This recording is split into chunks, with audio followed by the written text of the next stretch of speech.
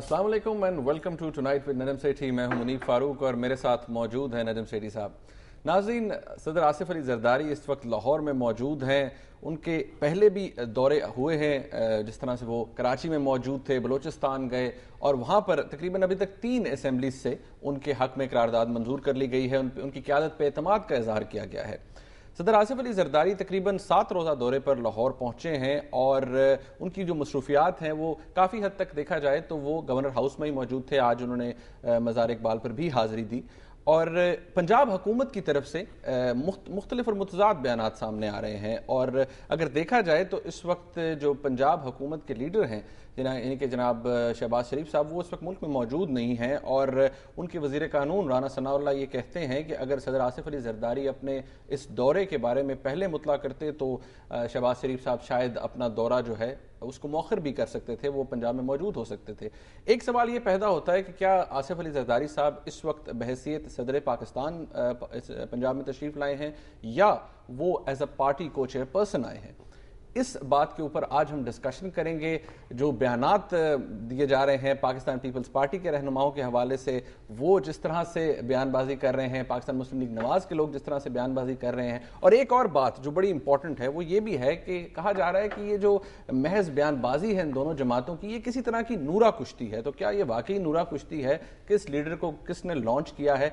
आज के इस प्रोग्राम में आप हमें लाइव कॉल भी कर सकते हैं। नंबर आपकी स्क्रीन पर आपको नजर आ रहा होगा, मैं फिर दोहरा देता हूँ, 042-363-12892।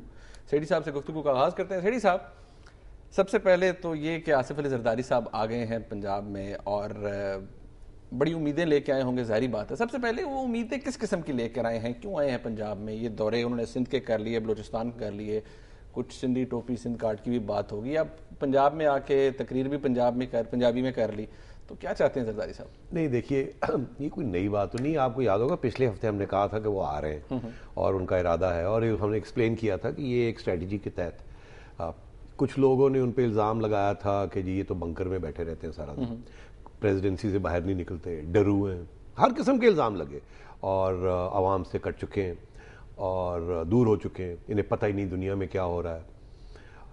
तो वो और ये कमज़ोर हो चुके हैं, यहाँ तक कि शायद अब एक धक्का और लगा और हर दीवार गिर जाएगी, इस किस्म की बातें शुरू हो गई थी और हमारे मीडिया में ऐसी बातें हो रही थी। तो मेरा ख्याल है किसी ने उनको एडवाइस दी होगी कि यार बहुत हो गया, आप बैठे रहे हैं, आप शराफत में यहाँ बैठ रहे हैं, लोग आपकी पिटाई कर रहे हैं और हर किस्म के इल्ज़ाम लग रहे हैं आपके ऊपर, चलो बाहर निकलो, तुम तो नार आदमी हो। और नार आदमी तो है, वो तो आपने देख ही लिया, जो बंदा 8 साल जेल काट ले और फिर भी वो अपने दांत दिखाते हैं हर दफा, बड़े खुशी से स्माइल करते रहते हैं, तो वो मतलब है कि नर तो है वो। जैसे भी बाकी आप जो मर्जी कहें, ये तो नहीं कह सकते ना कि बहादुर शख्स नहीं। तो और वो मोहतरमा भी आपको पता ही है, तो ये तो एक फैमिली ट्रेट थी किस्म की। तो वो डरू कोई नहीं, वो स्ट्रेटजी के तहत लो प्रोफाइल अपनी तरफ से ले रहे थे और वो उनके गले पड़ गई। अब वो हाई प्रोफाइल पे आ गए, अब लोग कहते हैं जी आपने इतनी हाई प्रोफाइल क्यों कर ली? एक्चुअली वो एक स्ट्रेटजी के तहत आए, उनको ये एहसास हो गया था कि ये साजिश, या उनकी सोच में ये था कि एक साजिश हो रही है और मुझे बाहर निकलना चाहिए और अपनी पॉपुलैरिटी या पार्टी की स्ट्रेंथ दिखानी चाहिए। तो वो अभी क्या कर रहे हैं? वो एज अ प्रेसिडेंट आए हैं पंजाब में या पार्टी को चेयरपर्सन की? प्रेसिडेंट तो वो है ना। अब उन्होंने स्ट्रेटजी ये इख्तियार की है कि प्रेसिडेंशियल प्रोटोकॉल लेके वो अपनी पार्टी को मजबूत कर रहे हैं। बिकॉज हो ये रहा था कि उनकी पार्टी में बड़ी मायूसी होनी शुरू हो गई थी कि प्रेसिडेंट साहब चुप हैं, तनकीद हो रही है, क्रिटिक्स लगे हुए हैं, उनकी अपनी पार्टी के अंदर, और पार्टी के अंदर भी लियारी ऑपरेशन के ऊपर उनकी अपनी पार्टी किस्म की बुड़बुड़ शुरू हुई थी। और तो मेरा ख्याल है ये अच्छा हुआ कि वो बाहर निकले, उन्होंने सिंध में गए, फिर इधर गए उधर गए और फिर ये पंजाब आ गए। और ये पंजाब आने का काफ़ी अरसे का प्रोग्राम था, आपको याद होगा। मेरे से एक गलती हुई है, किसी किस्म के प्रोग्राम में मैंने आपसे कहा कि 15 दिन के अंदर अंदर जरदारी साहब की और नवाज शरीफ साहब की मीटिंग हो जाएगी। मेरा ख्याल है मियाँ साहब ने सुन लिया वो, तो मियाँ साहब ने सोचा अब तो बिल्कुल नहीं करनी चाहिए क्योंकि अगर मीटिंग हो गई तो इसका शायद फायदा जरदारी साहब को हो जाए। तो मियाँ साहब ने मीटिंग पोस्टपोन करते गए। तो ये तो पहले आ जाना था इन्होंने, अगर मियाँ साहब अग्री कर लेते हैं इनके साथ एक मीटिंग, तो मियाँ साहब ने नहीं की। फिर इन्होंने सोचा कि ठीक है, अगर मियाँ साहब नहीं आते तो मैं ही चला जाता हूँ, और ये फिर दौरा बनाया उन्होंने। और ये देखिए, हमने पिछले हफ्ते कहा था कि अगले हफ्ते जरदारी साहब आ रहे हैं और आज हमें ये कहा जा रहा है कि शहबाज शरीफ साहब को तो पता ही नहीं था, अगर उन्हें पता होता तो वो तुर्की ना जाते और यहाँ वेलकम करते उनको, और ये वो नहीं, ऐसी बात नहीं है। आपको पता था, मुझे पता था, अखबारों में आ चुका था। और शहबाज शरीफ साहब तो सुना है बड़ी खुफिया मुलाकातें भी करते हैं जहां उन्हें बहुत सी चीजें पता लग जाती हैं। वो तो बस इससे इशारा से ज्यादा हम नहीं करना चाहते, हाइड आउट्स में हमें पकड़े ना जाए हम। तो इसलिए तो शहबाज शरीफ साहब को सब पता होता है, पत्ता हिलता है तो अमरीकनों को नहीं पता होता, शहबाज शरीफ साहब को पता होता है। अच्छा, ये अब प्रेसिडेंट साहब आ गए हैं यहाँ पर और बात की जा रही थी पहले कि उनके हक में कोई करारदाद मंजूर कराई जाएगी। पाकिस्तान पीपल्स पार्टी के जाले ये चाहते थे, मिनिस्टर्स ये चाहते थे, और लेकिन पाकिस्तान मुस्लिम लीग नवाज की तरफ से जो रिस्पांस आया कि जी किसी फर्द वाहिद के हक में कोई करारदाद नहीं मंजूर की जाएगी,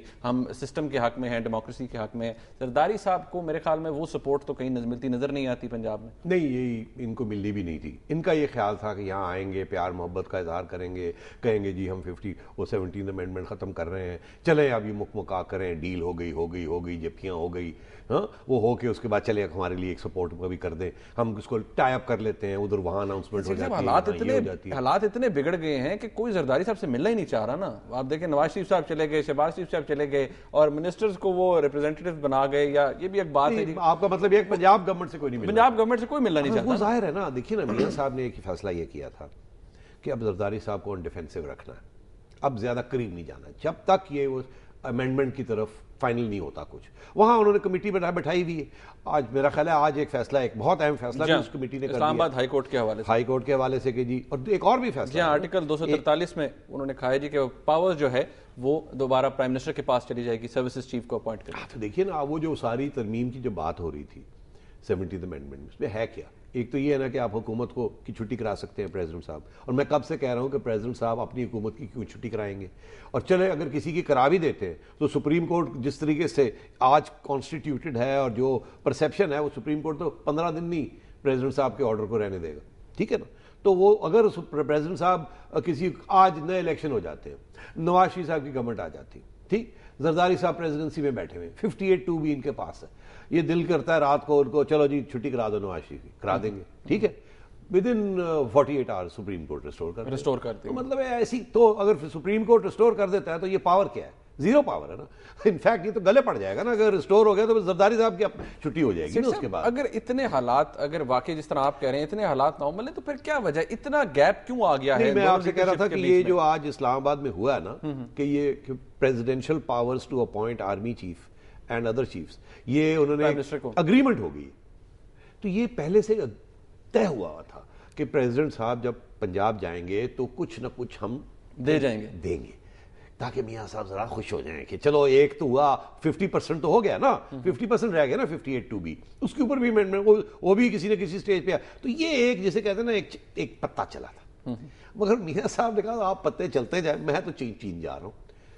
तो ये पत्ता की फैसला हो चुका था। अब जरदारी साहब ये कह सकते हैं देखिए हम तो कितने सिंसियर हैं, हम पे एतमाद नहीं करते, हमने तो जो कहा था वो कर दिया, एक और एग्रीमेंट हो गई, वहाँ इत्तेफाक हो गया, अब बस क्या रह गया है, मियाँ साहब वापस आ जाएं, एक आध मुलाकात यहाँ हो जाए, मेरी हमायत में कुछ कर दीजिए ज़रा ताकि कुछ डिस्टेबलाइजेशन ना हो। और इस्लामाबाद से हमने तो कहा मार्च से पहले हम 58(2) भी खत्म कर देंगे, तो मार्च कहाँ, तो महीना डेढ़ तो रह ही गया। लेकिन ऐसा कुछ ये बातें चल रही थी, ऐसा कुछ नजर तो सेठी साहब नहीं आ रहा ना कि पाकिस्तान मुस्लिम लीग नवाज की क्यादत, नवाज शरीफ साहब, शहबाज शरीफ साहब, वो तो अपने इंटरव्यू में भी कह गए हैं, शहबाज बड़ी वाज़ेह है उनकी पोजीशन कि अब हम जरदारी साहब के साथ लंबी चौड़ी बात नहीं करेंगे, हमें उन पे एतमाद नहीं।